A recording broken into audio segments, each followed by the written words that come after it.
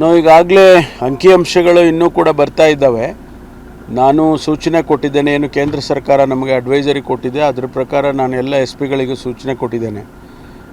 ಯಾವ್ಯಾವ ಜಿಲ್ಲೆಯಲ್ಲಿ ಎಷ್ಟು ಜನ ಇದ್ದಾರೆ ಐಡೆಂಟಿಫೈ ಮಾಡಿ ಅವ್ರನ್ನ ತತ್ಕ್ಷಣ ವಾಪಸ್ ಕಳಿಸ್ಬೇಕು ಅಂತ. ಅದರಲ್ಲಿ ಕೆಲವರಿಗೆ ಎಕ್ಸೆಂಪ್ಷನ್ ಕೊಟ್ಟಿದ್ದಾರೆ, ಲಾಂಗ್ ಟರ್ಮ್ ವೀಸಾ ಇರ್ತಕ್ಕಂಥವ್ರು ಅಥವಾ ಕುಟುಂಬ ಮದುವೆ ಆಗಿರುವಂಥವ್ರು, ಅದು ಒಂದಷ್ಟು ಎಕ್ಸೆಂಪ್ಷನನ್ನು ಕೇಂದ್ರ ಸರ್ಕಾರನೇ ಕೊಟ್ಟಿದೆ. ಅದನ್ನು ಹೊರತುಪಡಿಸಿ ಯಾರು ಶಾರ್ಟ್ ಟರ್ಮ್ ವೀಸಾದಲ್ಲಿದ್ದಾರೆ, ಸ್ಟೂಡೆಂಟ್ ವೀಸಾದಲ್ಲಿದ್ದಾರೆ, ಟೂರಿಸ್ಟ್ ವೀಸಾದಲ್ಲಿದ್ದಾರೆ ಅವ್ರನ್ನೆಲ್ಲ ಇಮಿಡಿಯೇಟಾಗಿ ವಾಪಸ್ ಹೋಗಬೇಕು ಅಂತೇಳಿ ಈಗಾಗಲೇ ಸೂಚನೆ ಕೊಟ್ಟಿದ್ದೇವೆ. ಅದರ ಪ್ರಕಾರ ಕ್ರಮ ತಗೊತೀವಿ.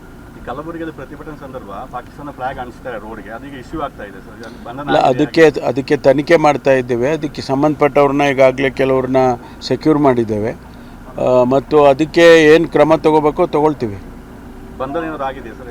ಹೌದು, ಕೆಲವ್ರನ್ನ ಸೆಕ್ಯೂರ್ ಮಾಡಿದ್ದಾರೆ ಸರ್. ಈಗ ಸಿದ್ದರಾಮಯ್ಯನವರು